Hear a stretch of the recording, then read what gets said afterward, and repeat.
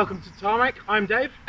I'm Matthew, and behind me here is none other than the Suzuki Swift, but this one's different. It's a hybrid. That's right, the popular Swift has gone hybrid, albeit quite mild. Let's take a closer look. The popularity of the Swift is hard to really go by. I mean, if you've ever played that spot the Swift on a drive somewhere, literally you run out of numbers or fingers within, I don't know, minutes. They really are everywhere. This is the latest, the facelifted version, but realistically it hasn't changed that much. It's still the same Swift shape, it's still the same Swift character. This one is the top of the line, so it's got the two-tone blue and black. Well, you can change the colour obviously to the blue, and the limited model, so it really is, you know, the best that it can be. But funnily enough, it comes with a key to start it, which, I don't know, it still seems a little bit old to me. As far as the Swift goes, I mean, it's popular because realistically the likes of the AA, you can start, they're using those as tutorial cars, so you can actually learn to drive in a Swift, and so you become, I don't know, attached to your first car. But anyway, looking around, the Swift base, you know, this Suzuki grille, you can't really miss it. LED projector headlights, they're adaptive, they level, the self-leveling, all that sort of stuff going on, and also LED DRLs, really cool. Fog lights down here, and nice touches of, I don't know, matte blacks here, there and everywhere, with a little bit of chrome dotted around just to break it up and make it look, I don't know, really funky. Down the side, so the Swift comes into that compact category, and you know, look at the size of it, you can see it's not massive either way. Very little overhang on front and rear, so again, when you're driving it, you know where you are, easier to park, easier to navigate around, and also pretty good turning circle. This one sits on 16-inch alloys, which are, you know, funky enough and actually pretty cool, really.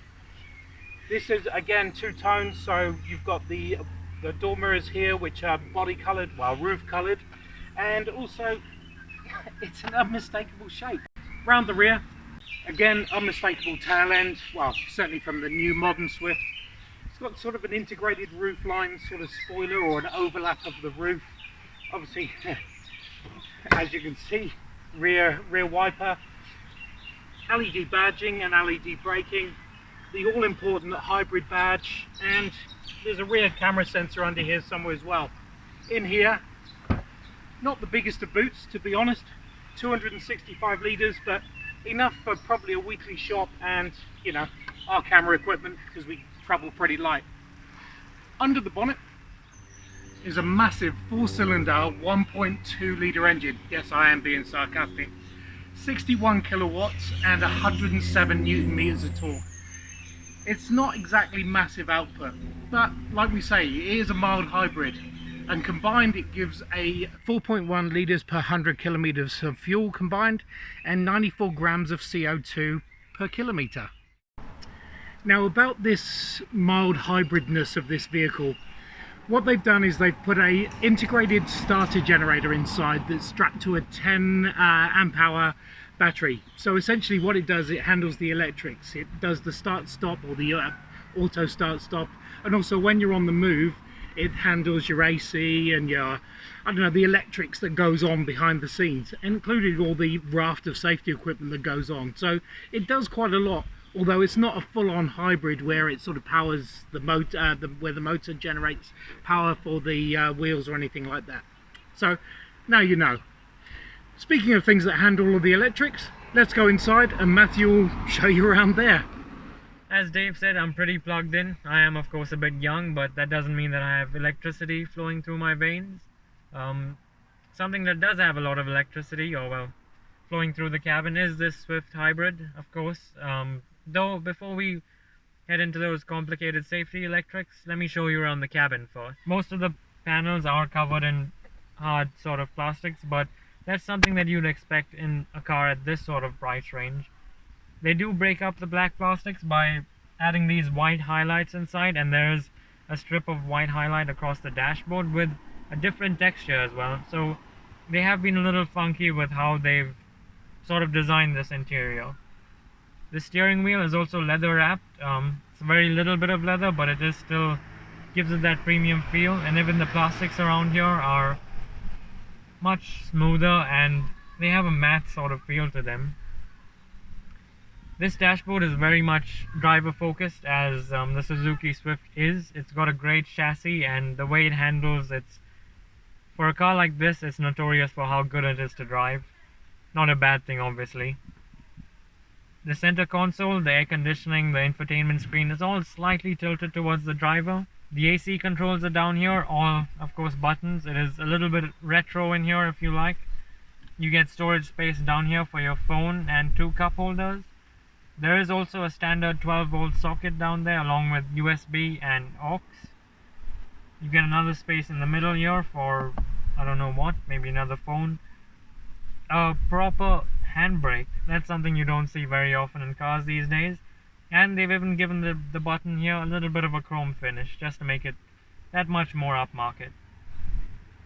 These seats, quite comfortable, very soft. You get this nice sort of triangular pattern, or 3-pointed star pattern in fact, that brings you back to a famous German manufacturer actually.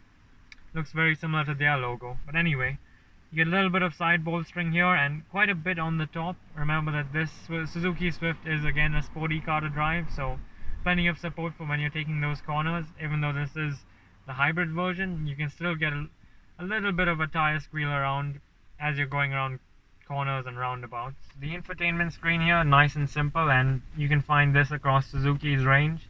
It is covered in a bit of glossy black plastic. You obviously get the radio controls there, media, so you can connect your phone via Bluetooth, and it actually has Apple CarPlay and Android Auto as well. The second screen in this car is actually in front of you here on the dashboard. So you do get 2 analog gauge clusters, which are outlined in red for some reason. Even though this is the hybrid car and is supposed to be fuel saving, the red doesn't exactly help with that. You do get that screen in the middle, and right now we have our average fuel economy. We've been doing 5.2 liters per 100 kilometers, though Suzuki claimed that in a perfect world you can get down to 4.1 liters per 100 k's in this. You can change the display on that middle screen by pressing this button here that says Info. So you press it and you can go through various different menus that tell you how much time you've been driving for, how much fuel you've saved while idling, a clock. There's a G-force monitor, a torque monitor, and obviously a monitor that says how much of engine power you're using and how much of battery power you're using. This steering wheel is multifunctional, so you get a button over here to adjust stuff on the infotainment screen, the volume obviously, and the different modes. It does have adaptive cruise control, which is incredible for a car at this price range. You can adjust that on this side here. Obviously change the distances, the speed, etc. You do have these 2 sets of buttons down here. On this side, it's everything for your phone connectivity, so voice control, accepting declining calls. And on this side, that turns off your lane monitoring system. That brings me very quickly onto the host of safety technologies that this car has, because it's actually really incredible. So firstly, it has lane departure warning, obviously. It has adaptive cruise control, as I pointed out. It's got weaving alert, so I'm guessing if you're going from side to side, it'll tell you about it. It's got rear cross traffic alert as well. And it's got a seatbelt reminder for all the seats. It's got sensors in the back. It's just crazy.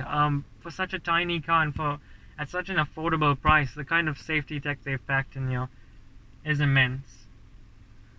One other thing that's really notable about this car is Suzuki is a Japanese brand, but this car has its indicator controls on the left side and the wiper controls on the right side, which is something that only European cars have. And that's good reason, because the Swift Hybrid that you buy brand new is actually a European model, hence why everything's changed around. Another notable thing about this car is what's in the back. When you get into the back here, one of the first things you'll realize is actually how much space there is. Now, I've pushed this seat quite far back and it's leaned back as well, and I still have lots of knee room, plenty of foot room, and just look at the amount of headroom I have. This is a small hatchback, remember. You could easily fit 2 adults in the back here in comfort, and a child as well. that transmission tunnel is very low, so it's got a great amount of space back here. But the elephant in the room at the back here is actually these little things. Now, I haven't seen these wind down windows in such a long time, but it's nice to see something like this still exist. Though I'd imagine that if you were going to shell out this kind of money for a brand new car in 2020, you'd probably want electric windows at the back. Anyway, plenty of space around here, and the cabin is very cool, but something that's notable about the Swift is how it drives, and this is the hybrid, so there's probably something different to it. Let's check it out. So the ever popular Swift has finally succumbed into the electric world, or basically embraced the electric world. Well, sort of. I mean, it's a mild hybrid. So essentially it's a start-stop electric motor that when you're moving powers your air conditioning, your Apple Android, and just gives you that little bit of extra fuel economy. As I say, 4.1 is what they're saying. We're getting, in a real world situation, around the 4.7, 4.8, roughly 5. So it does make a difference, but you know, if you're fuel conscious, which you should be in this day and age, this is quite a good option. They're actually saying that they've got a calculator on the website that on a $2 per litre situation, this will take you 1,228 kilometers on $100 worth of fuel. So there you go. That's a top tip.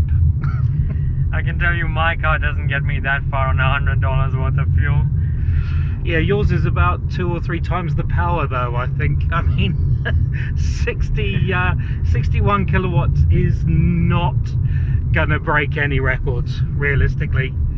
But they are saying that this is a very, very low price to get into that hybrid, mild hybrid world now. Low price. In fact, it's the cheapest hybrid on the market that you can have. So if that's, you know, that sort of extreme fuel saving is what you truly desire in your car, then the Suzuki Swift is sort of the perfect fit for that budget. I'll tell you a little story, because the Swift is actually a car that not me but my family have owned before. When it first came out, this is back in India in 2005 or 6. We actually were one of the first people to order one. I remember being, I don't know, I was 8 years old or something back then, and oh, not 8 years old, I was 6 years old back then. And I remember seeing that new funky shape, and it was nothing like any other hatchback on the market at the time. And I said, you know what, that's a good looking car. And all these years later, I can still say that this iconic shape, the Suzuki Swift, has really created its own fan base. In fact, people who own Swifts will frankly probably not buy anything else because of the way the car looks, the way it drives, that amazing chassis and the handling it offers. There's nothing quite like it, really. And the fact is now they've expanded that sort of consumer base of people who would like to buy a Swift. Those people who wanted a hybrid and possibly wanted a Swift before but couldn't get it as a hybrid option. Well, now there is a hybrid option, and quite a good one. It's not as mini as the Mini, but it's certainly, you know, comes under that category of Supermini, which is cool. It is a compact vehicle. It's fun to drive. The chassis is very rigid. I mean, it's super rigid, if you want to call it that. It's tight, actually, possibly even too tight, if I'm honest. Potholes and sleeping policemen are actually, you know, they're hazards now. But we're just going over a little bit of rough road right now, and you can sort of feel it's coming all the way through. But it's that sort of chassis that makes this a fun ride. When you want to put your foot down and have a lot of fun, this is a car to do it in. It's just a nice, tight, strikingly good run. Although 61 kilowatts is not terrific when it comes to putting your foot down and having a blast. And what really surprises me, frankly, is the fact that if you want to buy a Suzuki Swift with just the 1.2 litre petrol option by itself, that actually has more power than this mild hybrid system. The engines are different, I know, but usually all those, what McLaren and Ferrari and Porsche did was, when they threw in a hybrid system into that naturally aspirated motor, they ended up creating more power, but that's not quite the case over here. Yeah, I have to say the power is disappointing. When you get to a hill, it's almost faster to get out and walk.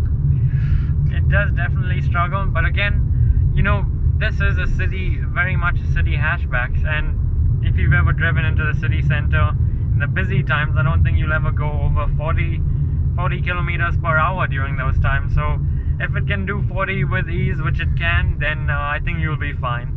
Comfort wise, actually it is very comfortable. Aside from a firm chassis, the seats are both supportive and also quite forgiving in comfort.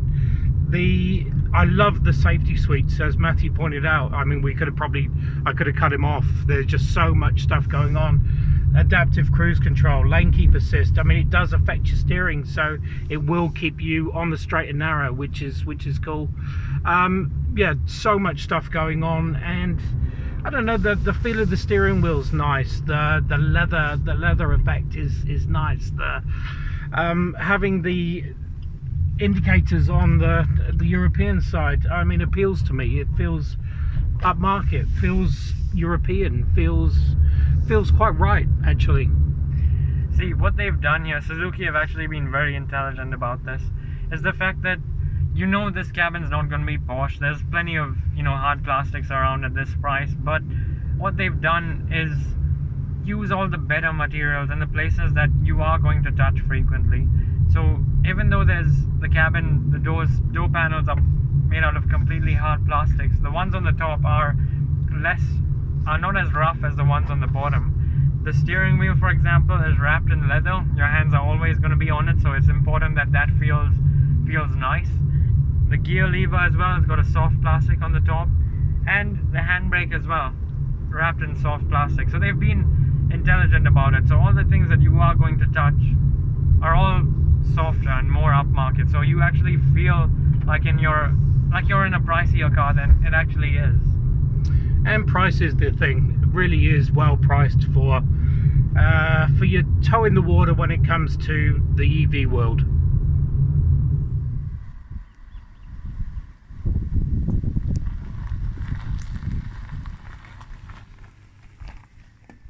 So there you have it, the Suzuki Swift Hybrid, facelifted and modernized from the core or the electric side forward. It is New Zealand's cheapest hybrid, and it's a great way to get into that hybrid space because the Swift is an iconic name, an iconic car with a great driving feel to it, and add in the hybrid ability and you're saving heaps of fuel while having heaps of fun. Yep, so all those people that are watching, that are doing the spot the Suzuki on your runs with your children and stuff like that, expect to see more hybrids on there. Thanks for watching. Make sure you subscribe, and when you're done watching our videos, make sure you keep your eyes on the road. Yep, see you.